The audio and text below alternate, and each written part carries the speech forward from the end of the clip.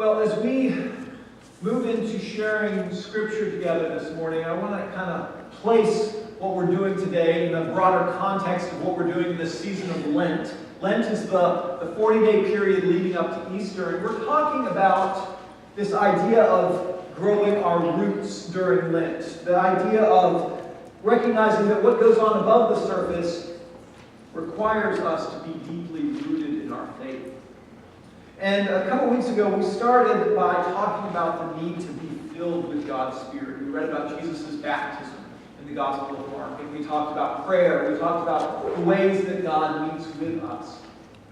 And then last week, we talked about rest and the practice of being still, and how we are invited to be people who recognize that God has given us the gift of rest in our lives. And today we're going to be talking about how these things work together with the rhythm of serving the world. So we rest, and we are filled with God's Spirit, and we serve people, and all of those pieces need to fit together like a puzzle. And if we don't have that rhythm in our lives, as things start to get out of whack, then we're going to struggle with that. What I think is interesting when you think about rhythm and look at the world, pretty much everywhere in our world, where while we may not agree on what instruments we play, but every time we try to make music, we do it with some level of rhythm. And so I've got this is an African djembe. It's commonly played in Africa. We've got a pair of congas up here, which are more of a Caribbean instrument. This is a doumbek. It's Arabic. Used in the Middle Eastern areas. This is an Indian drum. If you've ever listened to Indian music, anybody ever watch a Bollywood film or any Indian music? A couple folks. Indian music is weird, isn't it? It's got some kind of minor tones to it that they're very strange to our American ears. You can even hear that in the drum. The tuning is a little different, but rhythm is still an essential part of Indian music. And of course you get to the drum kit. This is kind of an American thing.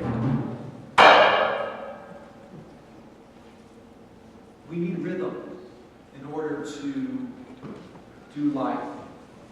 And so we're going to see as Jesus and the disciples are trying to establish their rhythm, as it's kind of put off, and as Jesus finds ways to restore that rhythm as we read together in Mark chapter 6. Let's read together. Mark 6. The apostles returned to Jesus from their ministry tour and told Jesus all they had done and taught. And then Jesus said, "Let's go off by ourselves to a quiet place and rest a while." He said this because there were so many people coming and going that Jesus and his apostles didn't even have time to eat. And so they left by boat for a quiet place. Any of y'all ever wanted a boat to get away to a quiet place? Yeah. But many people recognized them and saw them leaving, and people ran from many towns ahead along the shore and got there ahead of them. Jesus saw the huge crowd as he stepped from the boat, and he had compassion on them because they were like sheep without a shepherd. And so he began teaching them many things. Late in the afternoon, his disciples came to him and said, "This is a remote place, and it's already getting late. Send the crowds away so they can go to the nearby farms and villages and buy something to eat." But Jesus said, "You feed them." "With what?" they asked. "We'd have to work for months to earn enough money to buy food for all these people." "How much bread do you have?" Jesus asked. "Go and find out." They came back and reported, "We have 5 loaves of bread and 2 fish." Then Jesus told the disciples to have the people sit down in groups on the green grass. And so they sat down in groups of 50 or 100. Jesus took the 5 loaves and the 2 fish and looked up towards heaven and blessed them.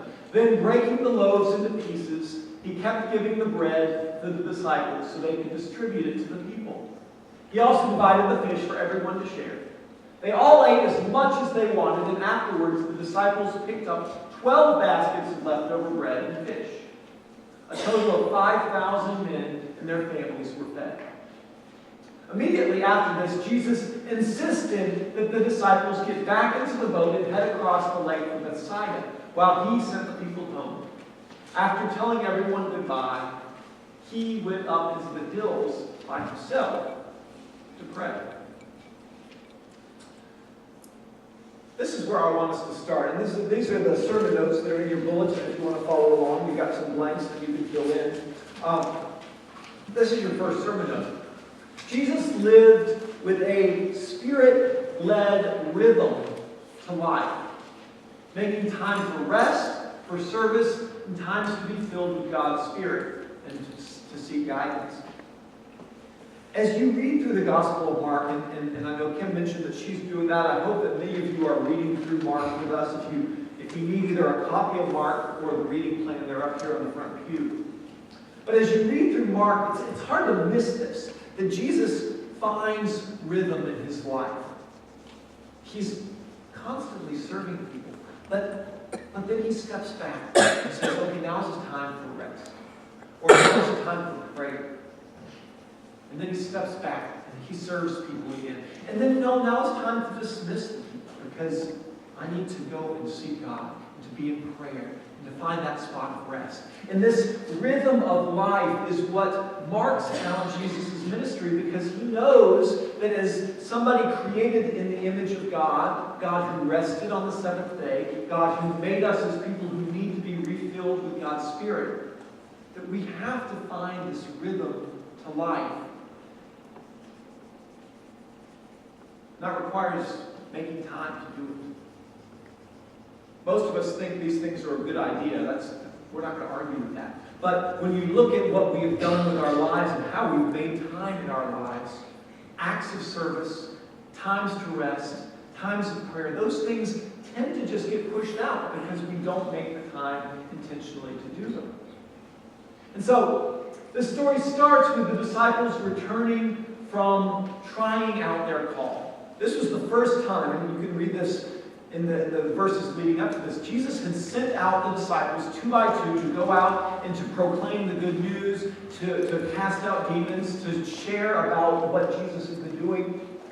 This was the first time they'd ever done this, and this would have been exhausting. Any of you know that the first day on a new job or the first day in a new school, it just drains you. And so they come back from that time. They need rest, and they need rejuvenation. And Jesus looks at them, and he sees all these people following them. I don't know if you caught this, but they're following the disciples at this point. The disciples were the ones who brought them good news, and they were following the disciples back to Jesus. And Jesus says, holy cow, we can't even eat. We need to go find a place to rest. And so the scriptures say they got in a boat and headed for a quiet place.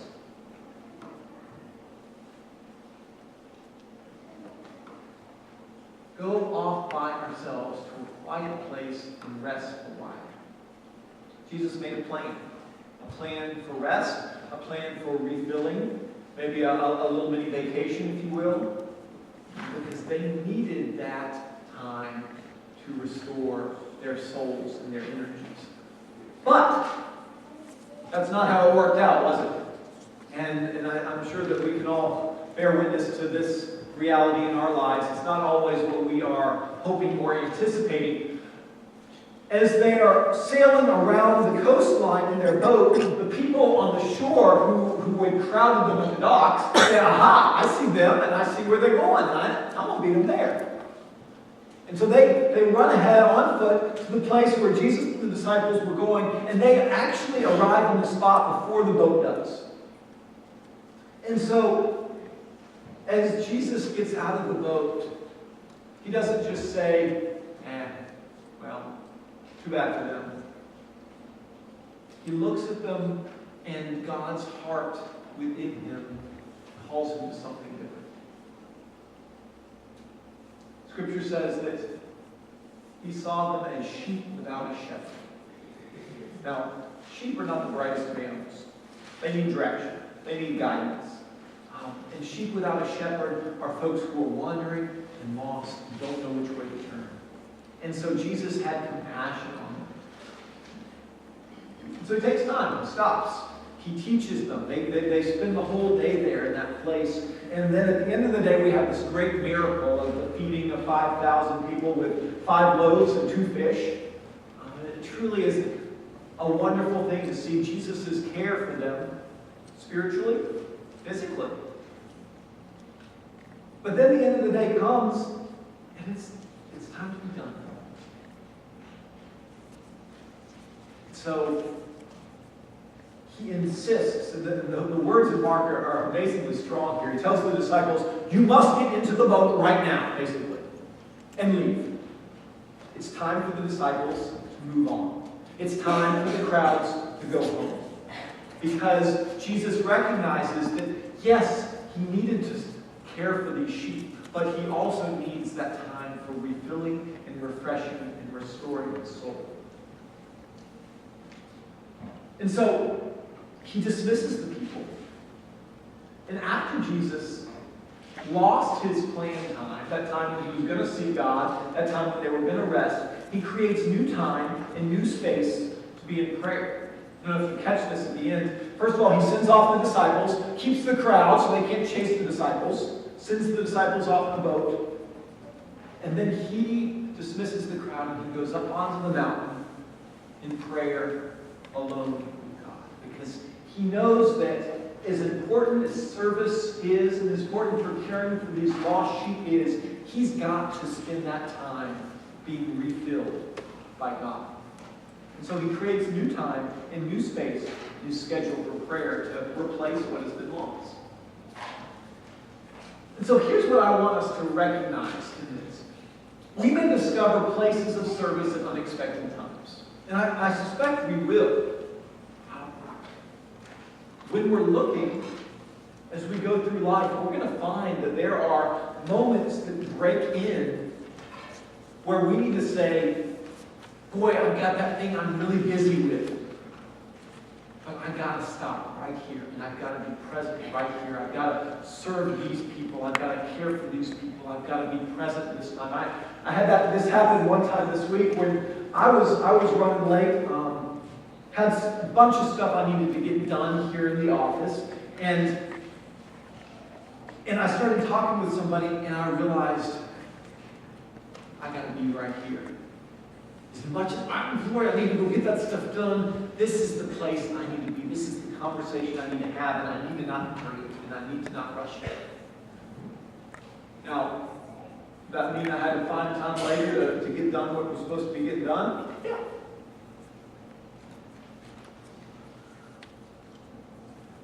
But we need to be looking for those moments in life where service interrupts busyness and allows us to be present with the people around us. The other side of that coin, though, is we may have to reschedule something. And we don't get to push out our times of rest and our times of prayer just because life gets busy. Those have to be priorities for us. And so when we think about this rhythm of life, what we're going to do and how we're going to do it. If you get off beat, you got to find a way to get back on beat, back on rhythm. Because if you don't, none of it makes sense. If you've ever listened to a band and something gets off on the rhythm, sometimes you just got to stop and say, we've done this in church a few times. All right, I'm sorry. We got to start over because the rhythm's off. It just doesn't work. Now, this is your final sermon note, and it's going to kind of pave the way for where we're going in the next few weeks. The world has unlimited needs. Now, recognize this? I mean, you turn on your news and you hear about the refugee crisis. You hear about healthcare crisis. You hear about people who are hungry, people in war zones. You hear about South Sudan, where there are literally millions of people starving to death right now. And very quickly we get overwhelmed with the needs of the world. The world has unlimited needs. What we need to know is our calling, where God is inviting us to serve. Which of those needs? We can't fix all of them, but we can do something about some of them. And so we need to know how God has called us to engage our world, and we need to balance that with rest and refuel in seeking God.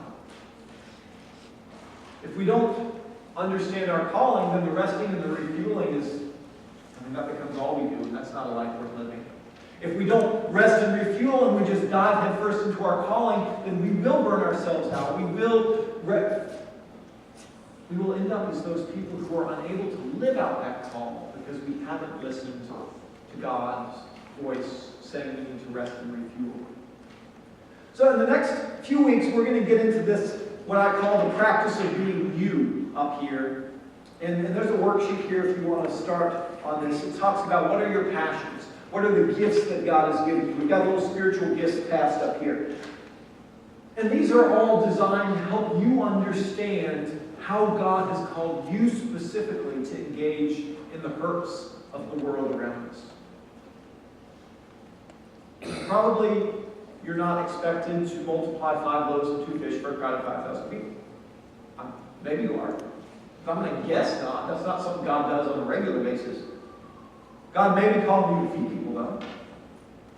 God may be calling you to see folks who are harassed and helpless and need a shepherd. That's going to look a little different for each of us. And so I hope you will pursue what your calling is, because we each have one. Let's pray together. Lord, as we reflect on these words this morning, we ask that you would show us, God, our rhythm. Show us what it looks like right now and show us what it needs to be. Because we recognize, Lord God, that it's very easy to get off beat.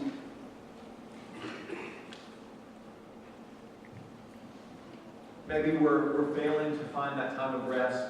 Maybe we're failing to be in those spots of prayer where our souls get refilled by you. Or maybe, God, we're missing those chances to serve. Show us, God, how to be people who are guided by you, who live lives intentionally. We trust, Lord, that you are with us. You're speaking to us. And we ask that you would help us to live each day as people following after Jesus. Guide us, Lord. In Christ's name. Amen.